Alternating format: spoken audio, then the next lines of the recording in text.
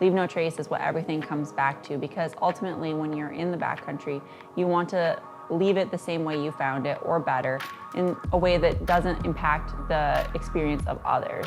So this is going to govern your choices of gear, it's going to govern your choices of route, it's going to govern how you travel while you're out there, it's going to govern what you take with you. So we're going to cover that a little bit in depth here at first before we get started, and then also we will link to further resources in the additional resources section.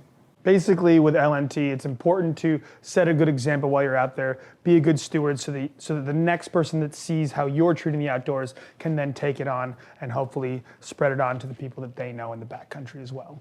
There are 7 principles of LNT, and the first principle is to plan ahead and prepare. And we've talked about this extensively in our navigation and safety part of the course. But essentially what you want to do is you want to look ahead at what you're intending to do, where you're intending to go, and find out about all of the rules, restrictions, and limitations that are going to be applicable to your travel location. This means making sure you have the correct permitting, understanding where you can and cannot go, and whether there are going to be trails that you need to follow or whether you'll be traveling off trail, making sure that you're doing all of that according to the guidelines set forth in that management area. The second principle is traveling and camping on durable surfaces, and that can vary from region to region.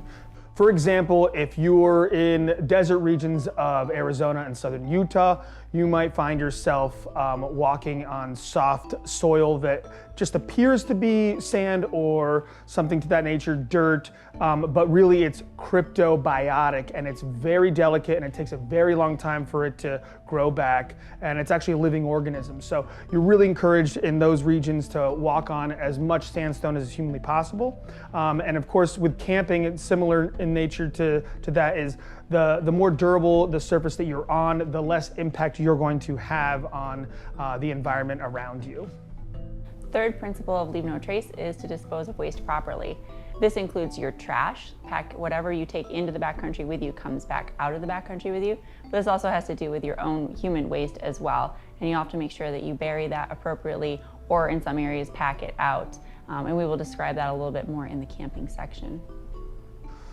Our fourth principle of leave no trace is leave what you find. So that means if you find things such as artifacts, native artifacts, animal antlers of any kind, fossils, these are things that you're required on public lands to leave exactly where you found them, because it provides a delicate balance to the ecosystem, and we don't want to be disturbing what other animals' habitats are. Our fifth principle is to minimize campfire impacts. And we'll talk a little bit more about campfires in the camping section, but in general, when you do have a fire, you need to be very mindful of how you set it, what fuels you use, and erasing all trace of the fire you've had, if it's even allowed in the area you have it. Also, going back to the first principle, making sure that you're allowed to have a fire in the place you have it and making sure that it doesn't get out of control.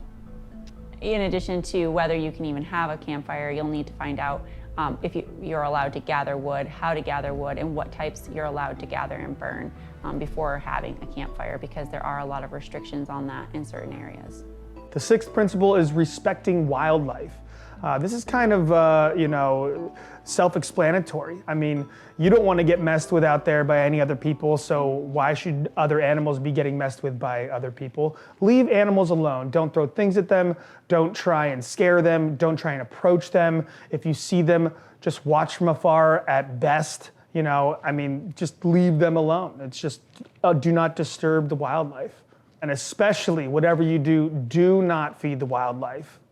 The seventh and final principle of leave no trace is to respect others. And this is a very broad category, but it can include things like not making loud noises like shouting or yelling. It also includes not listening to your music on speakers, instead listening to it through headphones. But in general, you want to take into consideration that other people are out in the backcountry trying to experience nature just like you, and you want to do things that are not going to be disruptive to that.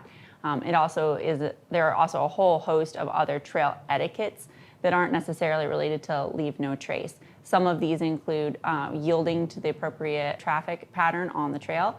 Uphill traffic always has right of way if you're two pedestrians. If you're riding a bicycle, bicycles always yield to everyone. If there's a horse, an equestrian, the horse has right-of-way to everyone. So there's some governing principles there to help with traffic flow on a trail to avoid collisions or altercations. Horses can be easily spooked, and this is why there are very specific actions you take. Typically, the generally recommended is to step off trail downhill of the horse to allow them to pass, but you should always communicate with the rider to find out what they would prefer that you do before you make any fast movements in and around a horse. Ensure you know the type of travel that is occurring on the trail you're on. If you're doing a long through hike in the American West, some of it might be allowed to be utilized by equestrians, some of it might be allowed to be utilized by cyclists or even motorized cyclists. So just be aware what the courtesies are and who has the right of way, and know what kinds of other travel are occurring on your trail. But just be aware that it can change from mile to mile and trail to trail. Overall, if you follow these leave no trace principles and these other trail etiquette principles, you will be a good steward of the backcountry and helping preserve it as a wonderful place for all of us.